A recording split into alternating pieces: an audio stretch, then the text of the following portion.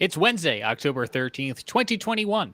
An all-new live edition of the Carolina Weather Group starts right now.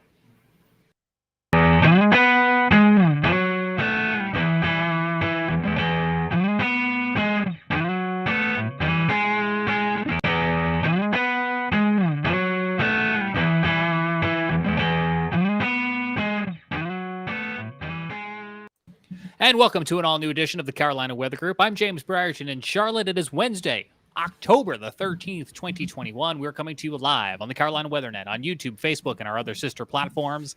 And we have our panel with us tonight, and we are looking forward to holding out a live hangout with you, our viewers and listeners at home. If you're joining us right now for this live show on social media, please take use of the live chat function, because we want to talk with you about this upcoming beautiful fall weather. We have Jared Smith in Charleston, South Carolina, Evan Fisher in Asheville, Frank Strait in Columbia, and Scotty Powell in Morganton, North Carolina. Stay tuned. Scotty is going to share a tale with us about how he came to the aid of some fellow storm chasers. And I'm also hoping to get some of the behind-the-scenes dirt about this weekend's NASCAR race at Charlotte Motor Speedway.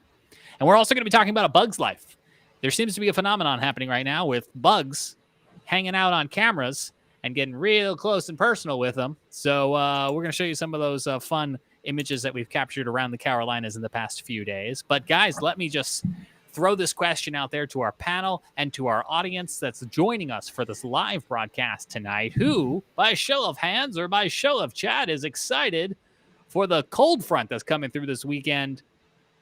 Jared Smith, Evan Fisher. Two hands from Evan. Let's start there. Frank is slow to join in, and Scotty's got a big thumbs down. But Evan, I know you're excited about it because you are our Blue Ridge correspondent. And this changeover from, I'll just speak for Charlotte, 80 degrees in the afternoon here in Charlotte in the afternoon. By this weekend, it's actually going to start to feel like fall. Is that right? It is. Yeah, it's going to be beautiful. So, we're on week 2 now of above normal temperatures. We had that cold front late September that helped to cool things off for a few days, and we got a little taste of fall, and then second summer came around. We oftentimes joke about the 12 seasons that the Carolinas get. Well, we are still right smack dab in the middle of second summer, but don't worry. Saturday, we're going to have a cold front coming through the Carolinas. It's going to sweep west to east.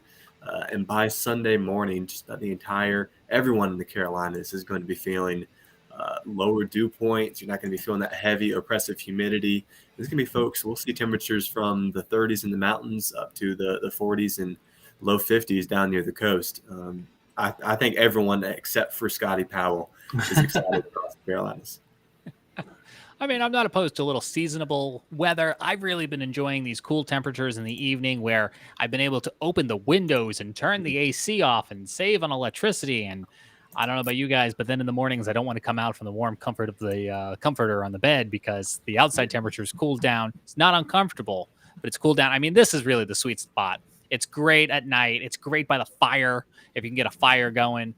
It's nice during the day, but I'm looking at nighttime lows in the 40s here in Charlotte, upper 40s by the time we finish up the weekend. And I think that'll be a little bit of a blast to the system.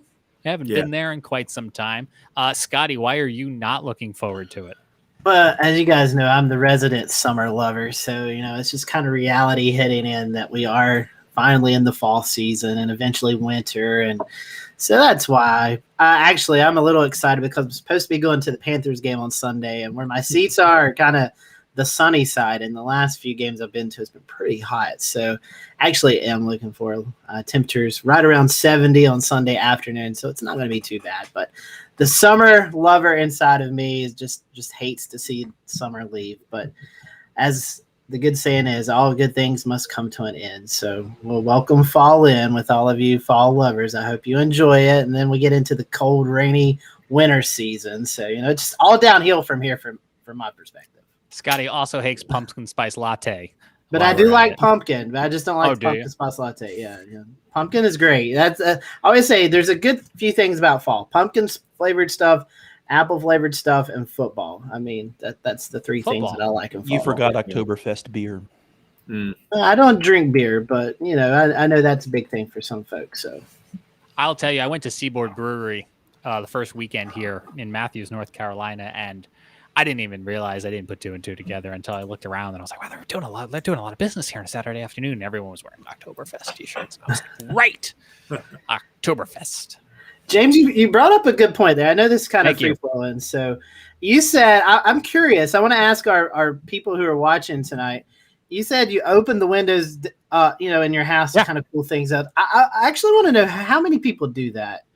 Because, we always hear it, but I'm like, do people really do that? Or is that just kind of like something you throw out there? Because I know for me, my allergies and sinuses just don't like the windows open. So, yes. See, I will when like tree pollen's a problem, then I can't do it. And I have to kind of rely on the central air for cooling, but also for filtering. But until the trees become a problem, I'm cool with it. And my wife makes fun of me. And I say, it's part of my upbringing. I think I grew up on Long Island. My parents' house now has central air. But when I was a kid, it used to be open the windows, turn on a fan. Then it became one window unit for our entire ranch house. And it would just be on the bedroom side. And so I think it's ingrained in me to open the windows. Does anyone on this panel not open the windows? I don't, but that's the reason why. Allergies, sinuses, all that good stuff. But no, I definitely opened them. I slept the windows open Saturday night, and it was 54 degrees in the room when I woke up Sunday morning. That's one of those, like you said, James, not wanting to get out from underneath the covers.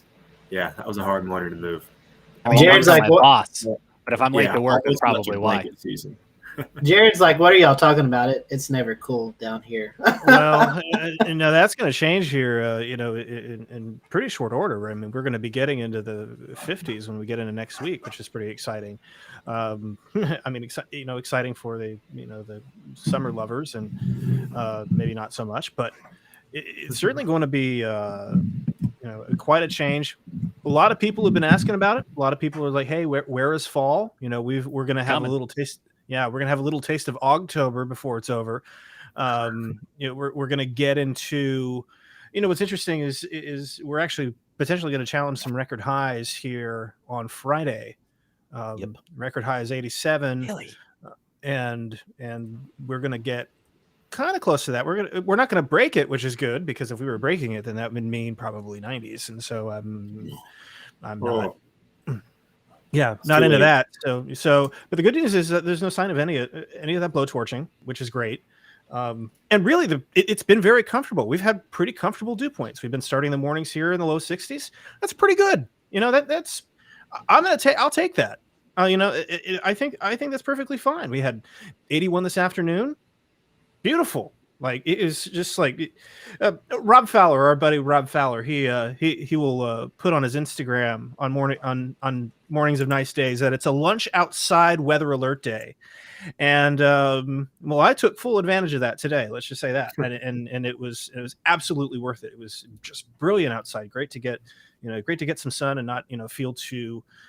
Despite my appearance on the show, I did go outside today. Are you sure? But yeah, no, I'm allegedly. No, it's been a pretty decent stretch. We had that rainy week last week here.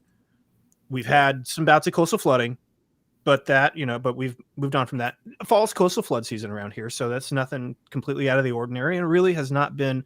I mean, knock on wood here, it's not really been that bad.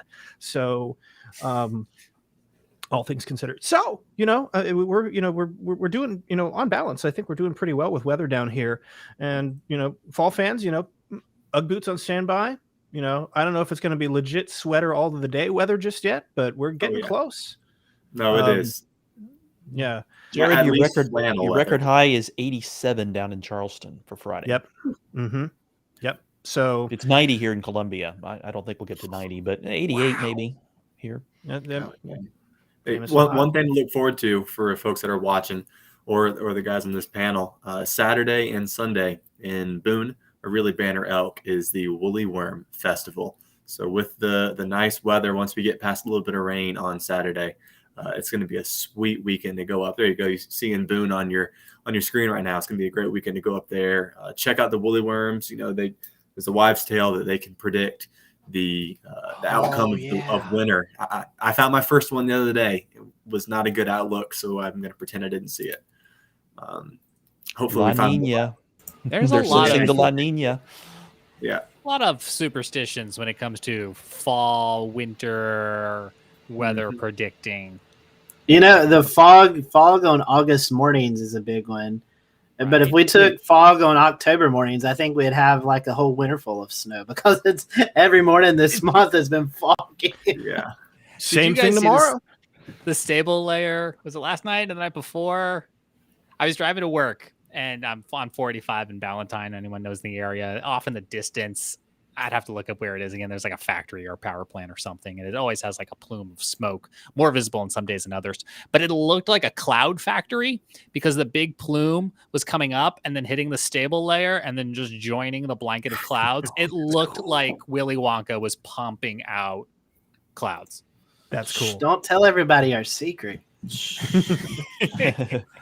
Don't tell We just got everybody off of the flights. I mean, my goodness. I had some interesting cloud or fog issues driving into work today. There was some fog right along the river on the way into work today.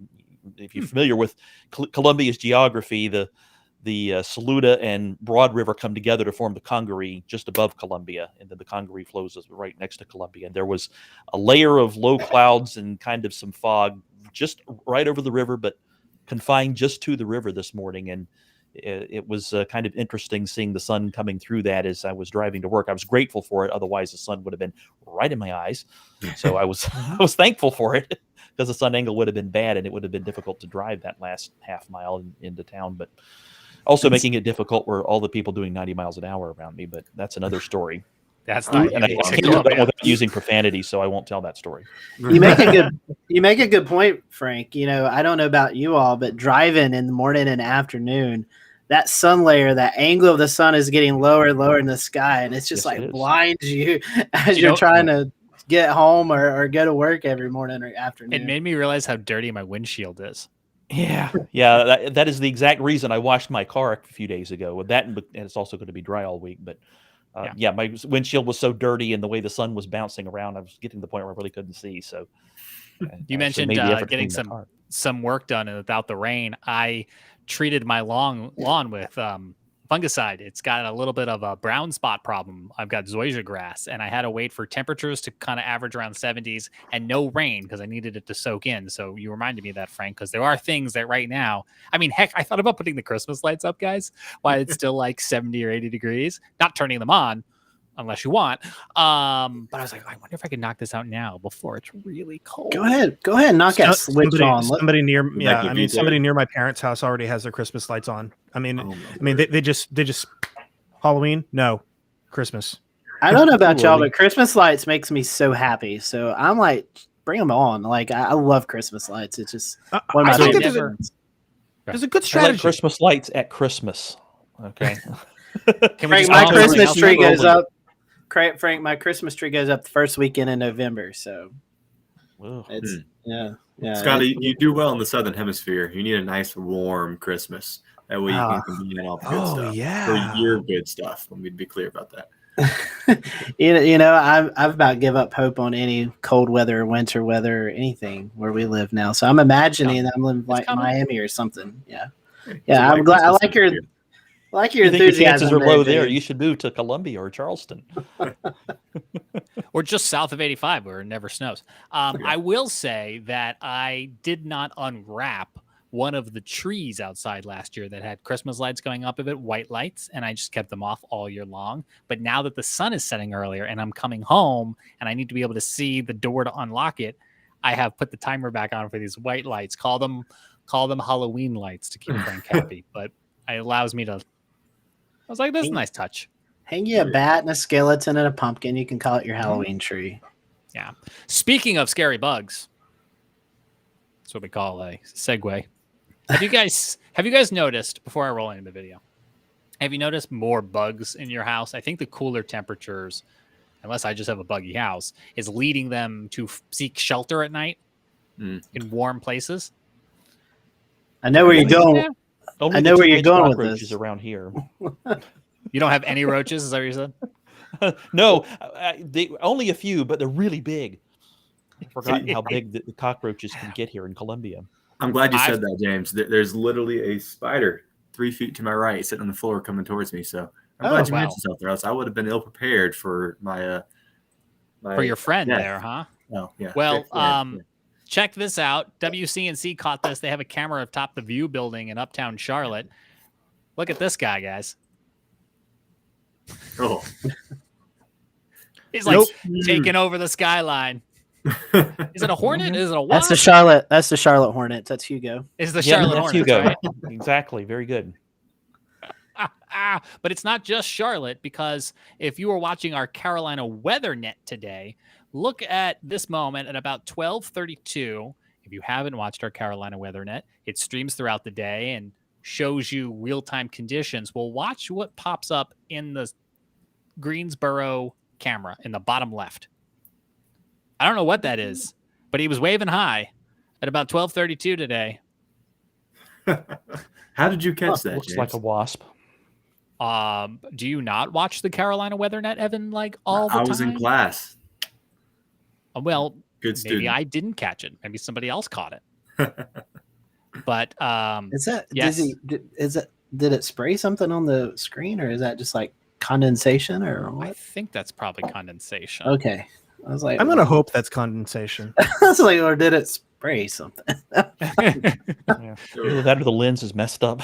Oh, email our friends at WeatherStem and be like, this bug's making a home. I'm wondering, I'm not a bug expert, but I'm wondering if it's the same virtue. They're looking for someplace out of the wind or out of the cooler temperatures, and a camera is a structure like anything else. One more to show you. Evan's friend. Evan, is your friend still there? Your spider friend? Yeah, he just moved his leg, so he is alive. Just staring me down. Okay. All right. Here's another one from Charlotte. This was on a traffic camera. Oh, There you go. No, thank little, you. little jumping dude. Yeah, that one's a spider. Yes. No, don't like those. I had a My spider wife doesn't like outside bugs making at a all. really nice website. Isn't that what they call those? Isn't that what spiders call that on the website? Some really good web design going on at my house. It's pretty cool. You do get some cool looking spiders, as long as you don't accidentally walk into their web first, which I did with a banana spider a couple of years ago. I was walking around the other side service yard and ran into this thing, and it was oh god, what was it? Almost like Beetlejuice or something like that. Either way, it was not pleasant by any stretch of the imagination, but it's cool to admire from a distance. And I feel really bad when one of them tries to build a web on my rain gauge, and it's like, yeah, that's not gonna That's not what that's hang for. around. No, that's not what this is for, buddy. My reaction while you were talking to anybody watching my thumbnail, Evan, what is this, Evan? Yeah, so I stumbled upon that on Twitter today, and it horrified me so much I had to now ruin your day. What so is it's the actually scale here? it's under the bed, so it's Oh gosh, smaller than it looks. I'd burn the place down. But done. that does look like a human-sized spider, in my opinion. On Oh, this I see the episode of perspective Carolina now. Weather Group Nightmare Fuel, Right. Happy Halloween, everybody. Almost reminds me of an octopus. I mean, it's that big. Yeah. Yeah. and it is Wednesday the 13th. I don't know if that means anything. I saw a stink bug today hanging out too. So stink Yeah. bugs are back. Yeah, getting to be that time of well, year. Yeah, love bugs are back. That's why we need that first frost or freeze. Come on, Evan, order that up for us. Let's get rid of Hey, this. I'm cooking it up, but I can't Wait. do too much. When are we going to see? I mean, I guess it depends on where you are. Yeah, we're gonna see. first widespread freeze. Ugh. I think statistically for my area in Western North Carolina, it's the third week of October, but I don't see it happening Next week. Yeah, I don't see no. it happening next week. So, as Evan has been tweeting about the leaves being delayed, I think the frost freeze has been delayed a couple of weeks too. Yeah, those Yeah, two are so connected. Don't think I mean, that's it's- likely. It all the leaves start. Oh, the spider is missing. Feet are coming up off the floor. The leaves start changing when you get your first real hit down into the low to mid 30s. That really kicks them off, and if you can sustain that for a week or two, that's what makes them peak. And we had that late September. We had that one cold spell where some peaks. Honestly, most areas got down to the upper 30s and lower 40s, and then we just went back to the 70s in rain, and nothing's been able to change since. So yeah, you're spot on, Scotty. We're like stuck in the middle. Everything's stalled. I know I saw Brad tweeting the other day, Brad Panovich from WCNC, saying that it could be as late as Thanksgiving before you see peak leaf color down in Charlotte. So everything is late. I don't want to go against Brad. He knows better than me, but I was surprised to see the saturation of the green starting to fade a little bit. I think everything's tired. It's that time of the year where, regardless of temperature, stuff just starts to kind of yellow just a little bit. Yeah. So I'm also looking at Evan at some of your pictures on Twitter. I'm not sure which you've taken or which some other people have taken. Yeah. But I mean, this is beautiful. But how high up in elevation do I need to be to see beautiful fall colors like this? Yeah. So I'm gonna turn back towards y'all. I was just ignore it. Now. If the spider starts crawling up you, we will let you know. I'll have to leave because it will not be good for the show. And then we'll clip it for YouTube and your friends. So I took that picture, the one you just showed there, James. I took that one just outside of Banner Elk, up in the high country of North Carolina. If you're not familiar with Banner Elk, it's not too far outside of Boone. Generally, what I saw, we've got some incredibly localized fall foliage out there right now. I've been across Western North Carolina so far this year. I know that Graveyard Fields, Black Balsam outside of Brevard is really pretty, but that's the only part of southwestern North Carolina that looks like that. In my opinion, if you really want some good fall foliage, some good leaf colors, you need to be going up to the high country, up to Boone, Banner Elk, Beech Mountain, Sugar Mountain, Roan Mountain, Grandfather Mountain, all of those mountains. That's really where the best color is. It's beautiful up there. Yeah, there's some slopes that are still green. They're not all at peak, but you can find some just drop dead gorgeous colors up there. And truthfully, this weekend will be busy because of the Woolly Worm Festival, but last weekend was surprisingly quiet. Where is he? I just saw your woolly worm that you were talking about earlier. Yeah, it's just a couple more up. There it is. There he is. Yep. So found that little guy on Bearwallow Mountain just south of Asheville. He was really brown. No yellow ring at all. I put him back. Doesn't count. No one saw a thing. Exactly. Yeah. Evan, do you have favorite places along the Blue Ridge for people who are new or maybe are looking for someplace new to go? Yeah. That absolutely. Are accessible, fun to check out. What's your favorite? Sure. So the best to check out in the next 7 days, I'll name 2 or 3 spots. The first is going to be Rough Ridge, which is just on the eastern side of Grandfather Mountain. So basically, if you hop on the Blue Ridge Parkway outside of Boone and just head south, you'll run right into it. The viaduct. Many people are familiar with that Linco Viaduct. Gorgeous area, the prettiest colors in Western North Carolina right now, and it looks out over the Piedmont to the east. Good long distance views, good color. A little bit further south, keep on trucking down towards Asheville. You're going to run into Mount Mitchell and Craggy Gardens. Mount Mitchell will be first, then Craggy. Those are both up at, Mitchell is the highest peak east of the Mississippi, over 6,600 feet, and Craggy tops out around 6,000 or so. That's my second favorite place to go. Beautiful colors right now. Let me say this. Beautiful colors a week ago. I know we've had a lot of rain. We've had some weird weather since then. So I haven't been since. I think they should still be pretty, but I cannot give a first-person account. And then lastly, keep on going south down outside of Brevard up in the Pisgah National Forest.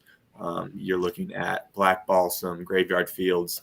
You got to prepare for the crowds. It's going to be crazy busy up there. It's just been swarmed for the last 2 to 3 weeks with no parking spots. And there's some, honestly, Graveyard Fields is past peak now and starting to gray out while the surrounding areas are green. It's like there's no transition zone between the two. So if I were you, I'd focus Grandfather Mountain, Rough Ridge, or Mount Mitchell. All right. Good spots to check out. I've not yet ventured up, and every year I debate when to go, and then I think I ultimately go too late. This could be a good year to go late. Or this could be the year. Or if you want to go someplace that's warm instead of a mountaintop, the South Carolina State Fair began today. Ooh. And runs through next Sunday. So if you would like to go ride some rides of dubious quality and eat some greasy food, come to Columbia. We'd love to have you. I want to know what's on Frank's fair food menu. Like what does a Frank Straight do when he goes to the fair? What's his menu look like? Funnel cakes. Dangerous. The North Carolina State Fair is coming up too, is it not? I think it starts this weekend.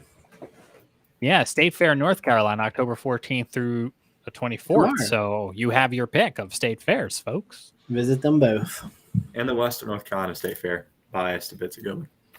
Why do you get your own state fair? Are you not a part of North Carolina? We just, I don't know. We're really not that special. Okay. It's in South Asheville. It's cool, but I mean, it's sketchy rides, just like you said, Frank. I mean, safe rides. Perfectly safe and comfortable. Hey, let's take a look at the chat, guys. Shelly is kind of chiming in on our spider conversation from a few moments ago. She's watching on YouTube. Spiders have been coming into the house for about 2 weeks now. Happens every fall. We're noticing that as well.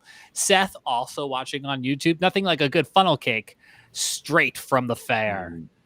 Yeah. That's Definitely better funnel cakes than funnel clouds yes. at the fair. At the fair, anyway. Okay. If you're looking for Yeah, them, then that's definitely. something different. No. Speaking of funnel clouds, I've got to give props to the Oklahoma City weather team of all 4 stations. I started watching coverage yesterday. It was 8 o'clock our time, 7 o'clock their time. And I woke up and they were still on air this morning at 8 a.m. our time, 7 a.m. their time. So that's a full 12 plus hours of wall-to-wall coverage of tornadoes. I don't remember last count, at least 15 tornadoes on the ground at some point. There was some epic looking supercells last night. In fact, I might go to my Twitter and share some of them.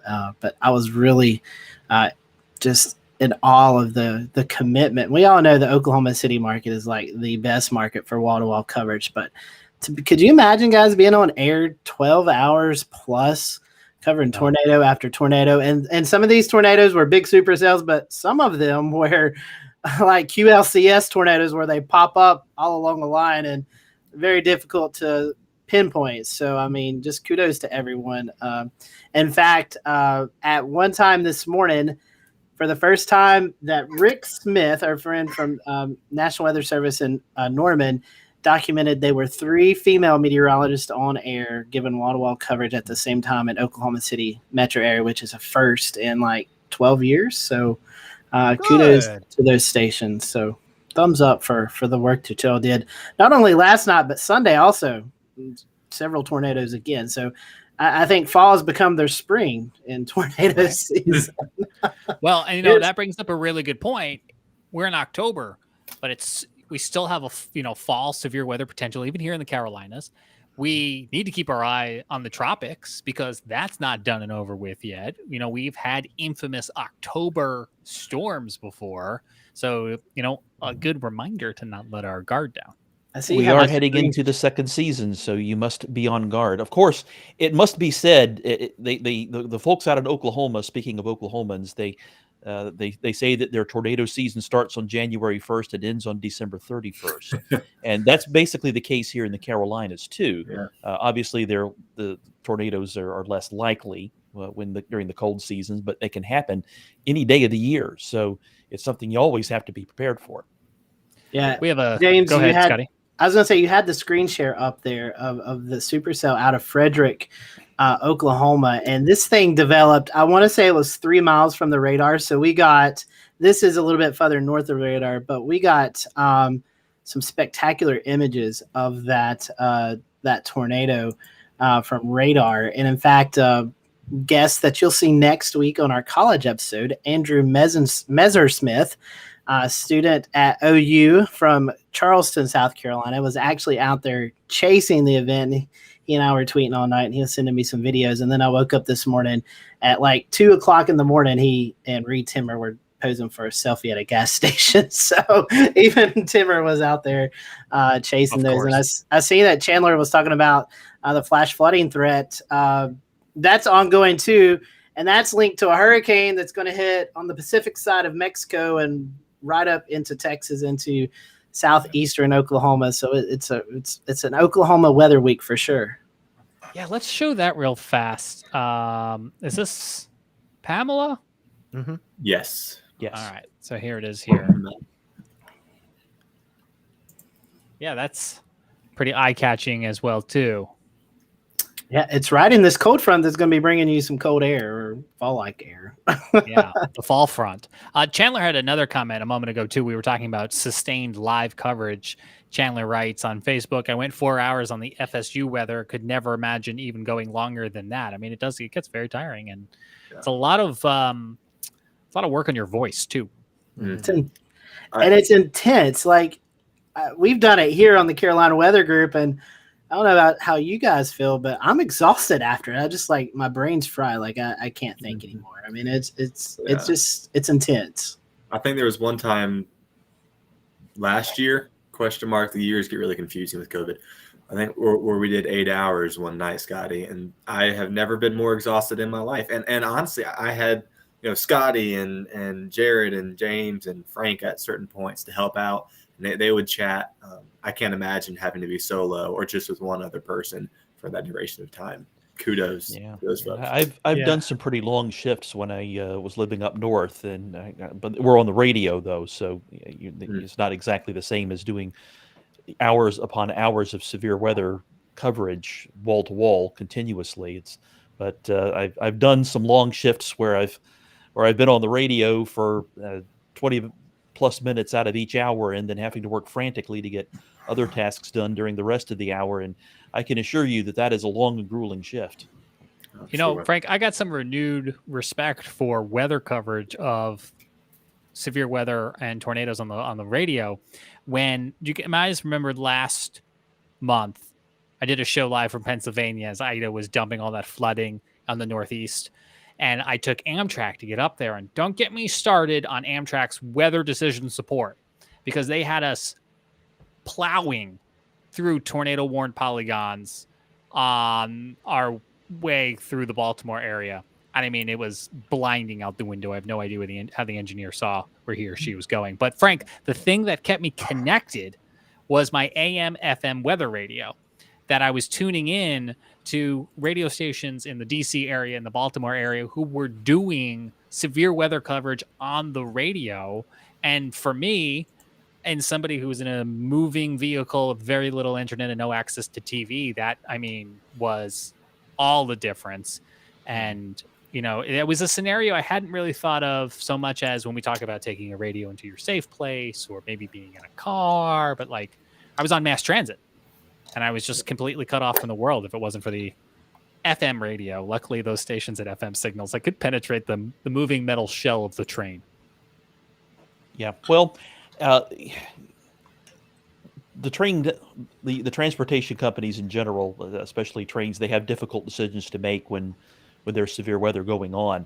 I know that some of them actually stop the train when they're in a tornado-warned area because it's better for the train that's not moving to get hit by the tornado. Because if it's moving, that means there's also momentum involved and more damage happens in those situations and a greater potential for serious problems. So in some cases, they will stop the train if the train is already in the warned area. And they won't send a train into a warned area, but Amtrak, I'm not sure exactly what their policy is. I'm not sure either. And I won't name the railroad that I know of that policy, but I know that at least one does do that, and there's good reason for it. But still, it's somewhat disconcerting if you're the engineer on that train. I felt for them because I don't think it was their decision, and probably was not. Yeah, I was just pulling up my own Twitter thread. I'm sorry, I'm going off on such a tangent now, but like, here's my location, and here's the. Shoo. I mean, the thing was 4 miles, and it had a history of producing damage elsewhere across the region. And I was just like, I so do not want to be here right now. But what was my option? I couldn't get off, couldn't go anywhere.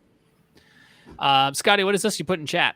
Yeah, so this was one of the bigger tornadoes last night, and the deal with these tornadoes, they were all nocturnal, and this was off of one of the doorbell cameras. Could you imagine, like, it's dark out in Oklahoma. This is out in western Oklahoma, so really just a lot of farmland, not a lot of street lights, and the only thing is illuminating the sky is the lightning. But the lightning caught this tornado, and that's off one of those doorbell cameras. I mean, could you imagine looking out the door and it's dark and the lightning just lights up the sky and you see that fairly large tornado just off in the distance? That's gotta be scary.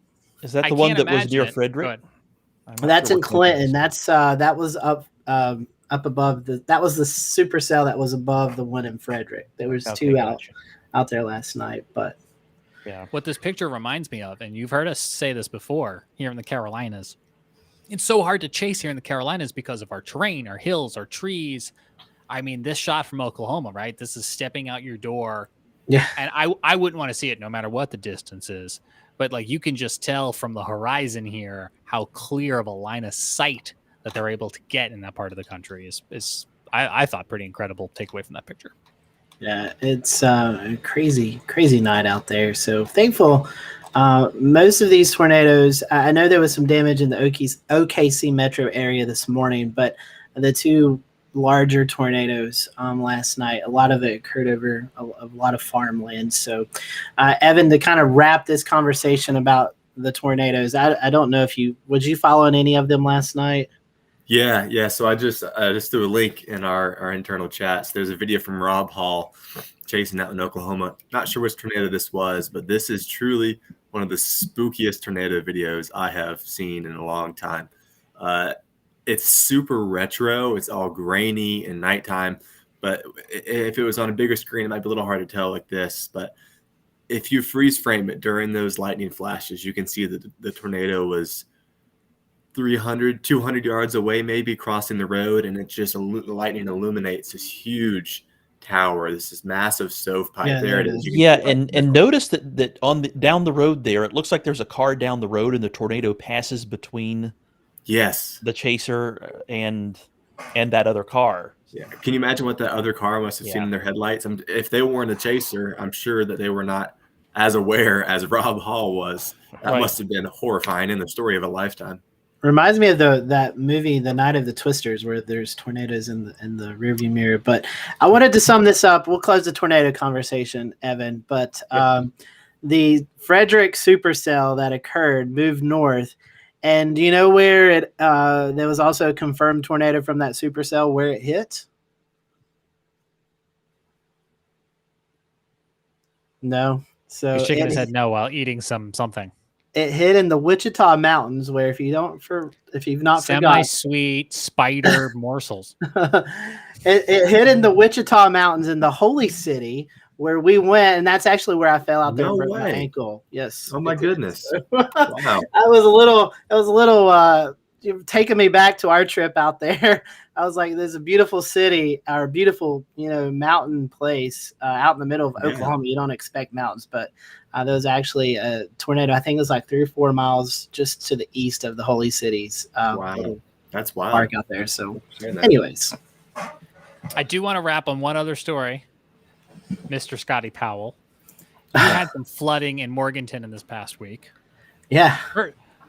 You came to the rescue of some storm chasers, some storm trackers. But first, just set the scene for us on the flooding. On Thursday? Yeah. So last week, there was a lot of complaints about where's the rain? Where's the rain? The models were saying it was going to rain all week, and it really didn't happen. But Thursday was a whole different story. We got this flux of just a lot of tropical moisture. And it wasn't that it rained all week that led up to this flooding. This was the actual case of flash flooding. Like 6, 7 o'clock in the morning, we got this band of heavy rain, and it just anchored over western North Carolina, especially the foothills. Let's say from 7 a.m. to about 11:30, 12 o'clock. And in that period of time, a lot of the areas picked up anywhere between 4 to 6 inches of rain in a very short amount of time. And this location right here was about 2 miles from my house, Lost Corner Road, and you can actually see a DOT truck there. I'm on the other side of the bridge, but the DOT truck there, there's actually water flowing across the roadway. So in the meantime, as you guys know, we do a lot of work with WCNC. So I'm back and forth with James. I'm like, hey, James, here's some video from our area. And James is like, okay, well, we're going to send up Brittany up in the storm tracker. Brittany's new to the area, so I text her. I was like, "Hey, check out these 5 locations. You're going to see flooding somewhere." Yeah, you sent her there. You sent her to the park. Bethel Park. Yeah, Bethel Park is another location. A couple of other places throughout the county. I said, I guarantee you'll see flooding there. And so she and I talked or text throughout the day, and I don't know. It was 2:30, 3 o'clock.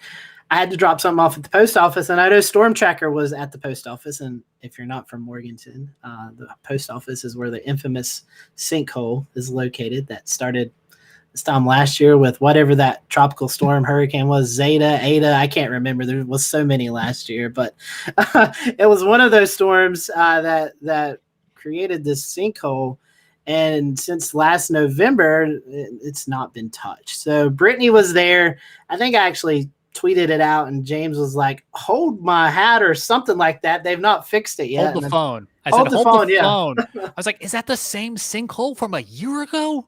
That thing's bigger too. Holy Oh, cow. Well, it sure. Every time it continues- rains. yeah, it continues to get bigger. I mean, and the problem is this bay, it really wasn't that big. It's actually the part of this car wash has already fallen into this hole, and who knows where it's at now. But the problem is there's a battle between who's going to fix it. It's on the post office property, which is the federal government.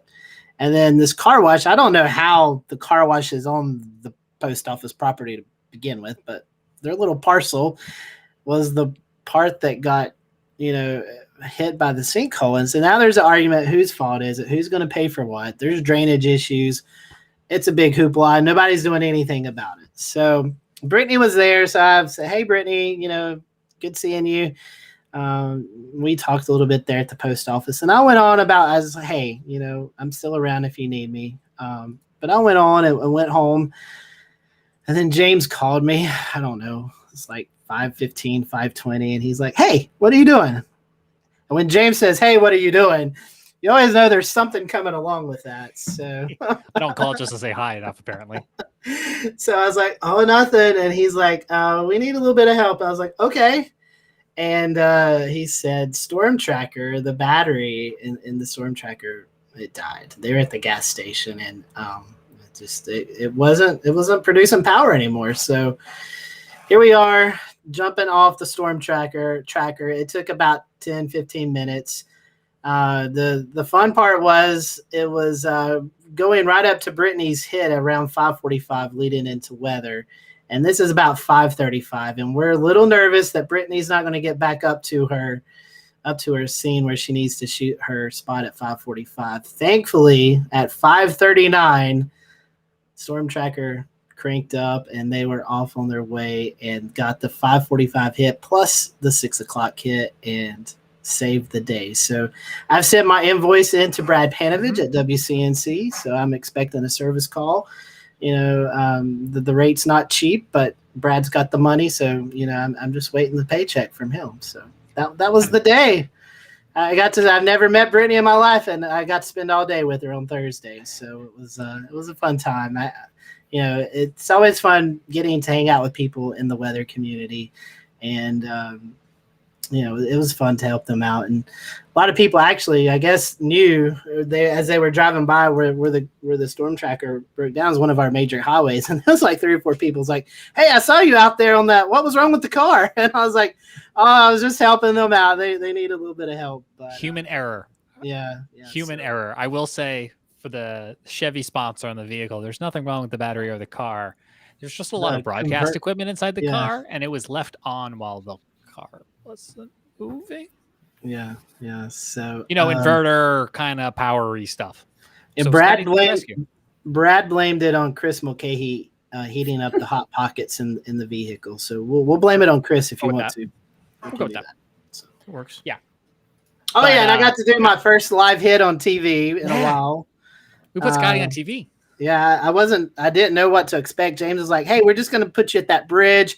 We're just going to, stream your video, and then they're like, well, they may ask you a question." I'm like, "Okay."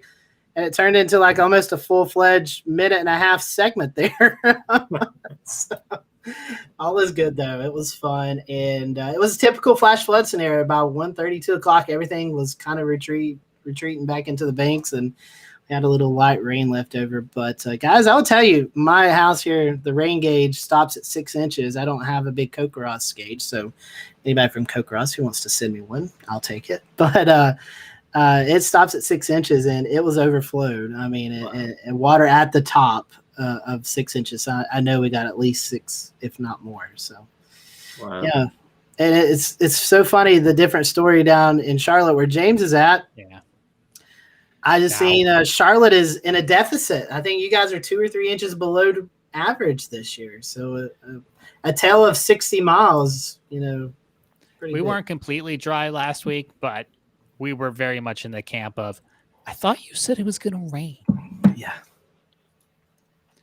Scotty, we appreciate your help. There's a goodie box in the mail to you. I don't know if it's arrived yet, but Not got it yet. I mailed it.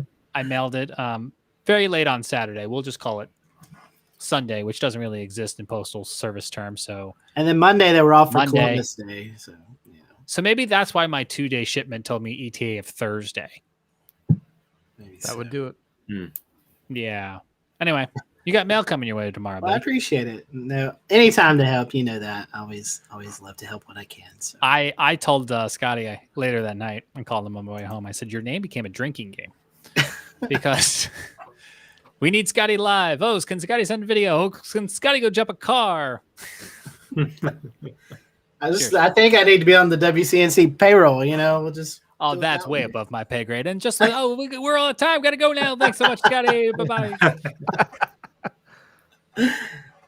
But no, one thing that people's been reaching out, especially in the hometown, we are trying to figure out what to do with this sinkhole. But don't hold your breath. It's probably going to be around for another year or two. But eventually, as James and I was talking on that call later Thursday night, this sinkhole, if it continues to grow, is going to grow into US Highway 70, which is a major thoroughfare. So something eventually is going to have to be done about it.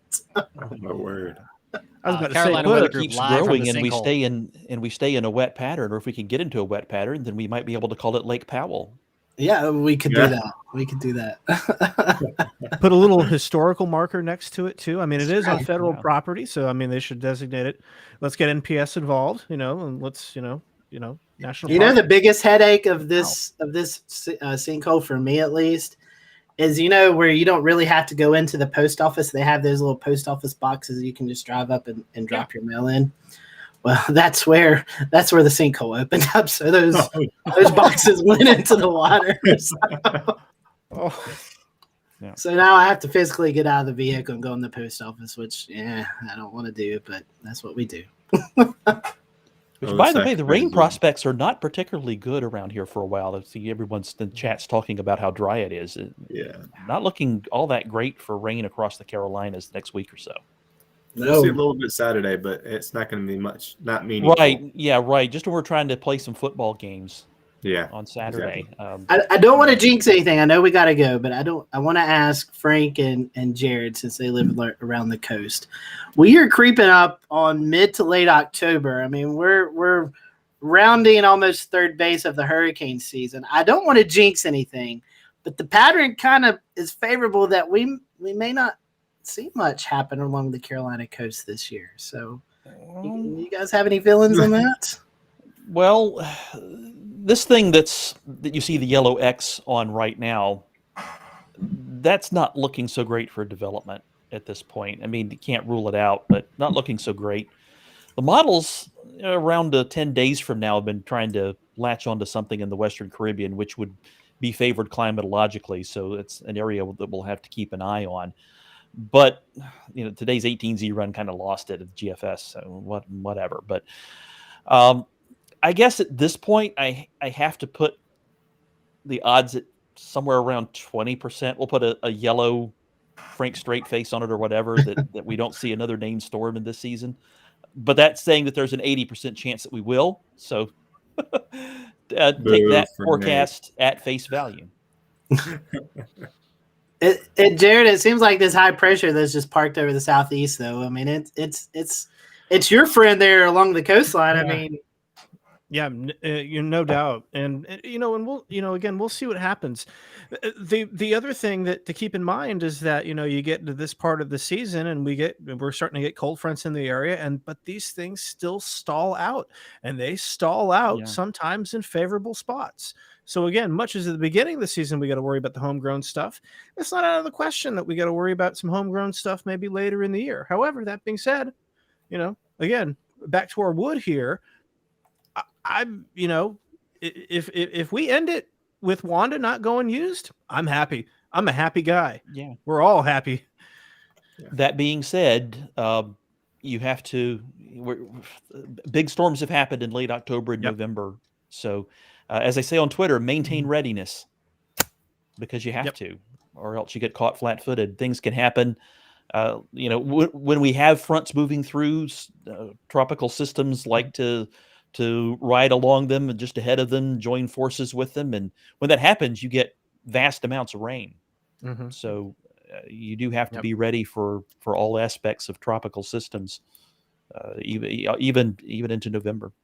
Yeah, I will wrap us on one. Go ahead, Jared. Go ahead. Well, and as we've learned here, Frank, you make a great point. The cold fronts and the interactions with the cold fronts, predecessor rain events, big deal. It's a Yes. big deal. This cause significant problems, and the hurricane may not go anywhere near that area. So, again, you will notice we had the map, we had the peaks up a second ago with the hurricane season climatology, and yes, it's going down, but note that there is a small little peak just before October 20th here, and that's about where we are. So again, we can see these things, we can see little flare-ups from time to time. So cautious optimism is the word. Maintain readiness, I like that. And and just keep knocking on wood, I suppose. Right. I'm knocking on wood.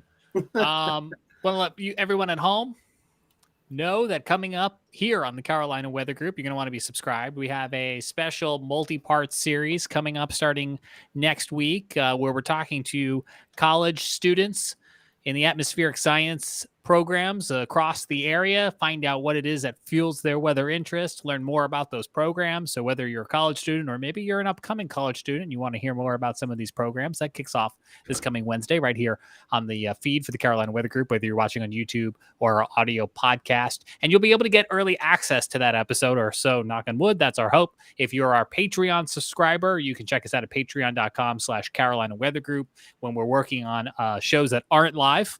This one's obviously live, so we can't put it up early, but on the shows that we can put up early that are finished, those go up first to our Patreon supporters who help keep this show on the air. So thank you to all of those names you see come up at the end of the show each week in our credits.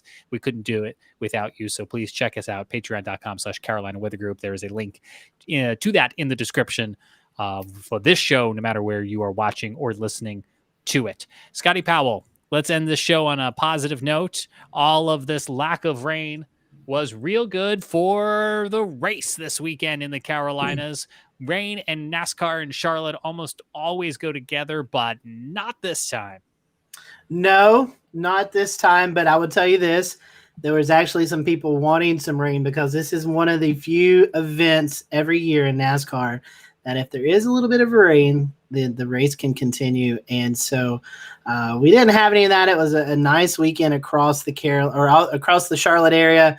Both Saturday and Sunday's event got in, and it was a very exciting race. If you follow NASCAR, the Chase Elliott versus Kevin Harvick saga continued. There was some words, there was some wrecks, it was chaos, it was fun, and I think you're going to want to tune in next week as the rivalry continues. Kevin Harvick out, but Chase Elliott advancing on to the next round of the playoffs, and Chase Elliott said he wanted to wish Kevin Harvick a merry off season and a happy Christmas because he is eliminated. So, so it's going to be fun to watch the next three races as Chase continues his quest for a championship, and Harvick has nothing left. So, will Harvick retaliate once again? You'll have to watch this week. So, merry off season and happy Christmas to you all. Yeah. Scotty, and I just hope that the upcoming cold front can take some of the heat off of Sam Darnold this weekend. Oh my up in gosh. Carolina. We could go on a whole podcast about this too. We But could you know what? Pull out the show. I will say this. I want to finish the NASCAR thing. Sorry, James. The day after, Monday, Tuesday, Jared is, I know, really interested in this. There's a new generation car coming out for NASCAR starting next week. One of the big things was heat-related issues inside the car. The underpaneling of the car is now solid, so there's no really way for the heat to disperse itself. So they've come up with some crafty ways of getting the heat out of the cockpit. And one of them, they have actually put 3 or 4 slits in the back window to escape the heat out of it, which is really interesting. There's some other new things that they're doing with cool suits and things like that. So the testing took place Monday and Tuesday at the Roval, and I got some rave reviews about that. So really exciting times at the Roval. At Charlotte. And James, one more big event for the Charlotte area in October, the World of Outlaws Dirt Championships brings everybody in for dirt racing. And that is an event. When it rains out there and those cars get in the dirt, man, it can be exciting. So maybe we can get a little shower or something towards that event and make it a little bit more exciting for everybody. Well, until then, you can check out the link to our 2020 show called Fantasy Football Real Weather and learn about how you can stack your fantasy football team by better understanding the weather forecast. Scotty Powell, closing thoughts, 2 hands in the air, go. I used this week for fantasy football. The Kansas City Chiefs, Buffalo Bills were playing Sunday night. Josh Allen is my quarterback. And I was like, oh, it's going to rain. So I'm going to take him out and use my backup quarterback. Dang guy went out and got 70 fantasy points. So there goes that idea. Don't pull him out even if they're calling for rain because those quarterbacks can still do what they need to do. Sorry, so, that's right. To be fair, that wasn't the fault of the fantasy football weather guy. No, but I learned when there's weather issues, you should stake that person out because the averages go down in scoring points. Josh Allen just proved that theory wrong. So thank you, Josh, for making me lose this week. To be fair, Josh Allen is a little higher caliber than your typical NFL quarterback. He is. He's a little more resilient, and he plays in Buffalo. So he's used to it. This is a little rain. That's easy. He cost me a loss this week, so I'm not happy about it. That Sunday night game went so late. Yeah, there's lightning and rain and so late. Yeah. Anyway, there's a link to this episode where we hang out last year at the Fantasy Football Weather Guys, learn what it is that they do and how you can better pick your players for fantasy football as long as you're not Scotty. That's right. I'm bad at it. It's bad. I We'll was like the Panthers. I started 3-0 and then I've lost the last 2. So, ouch. Yeah. I tried to end on an upswing, positive NASCAR note, and Scotty just pulled us right down into a sinkhole. Let me end with a positive note here. We are a mere 3 months away from the lovely and gracious Betty White turning 100 years old. Wow. The most anticipated celebrity birthday since George Burns turned 100 back in 96. I am very disappointed that Willard Scott is not around to give her a smoker's jar. Jared, you remember the thing where he said he's going to end on a high note? Right. Yeah. Right. You weren't supposed to say a sad thing. Third attempt. Who wants to end on a high note? Evan, what you got? I got nothing now. Sorry, guys. I'm tapped out. Thanks to Seth, who says, what a wonderful podcast. Have a great night. Thank you to Seth for watching on YouTube. If you're listening to our audio podcast, come hang out with us sometime live on YouTube, but we do love you on the audio podcast. So if you're watching live and want to take us on the go, then flip that around and check out the audio podcast. I'm James Brierton on behalf of these guys. Thanks so much for joining us this week for the Carolina Weather Group. We'll see you back here next week for an all new edition. We're going to kick off our college series, so you'll want to stay subscribed for that. And now here's those credits featuring our Patreon subscribers.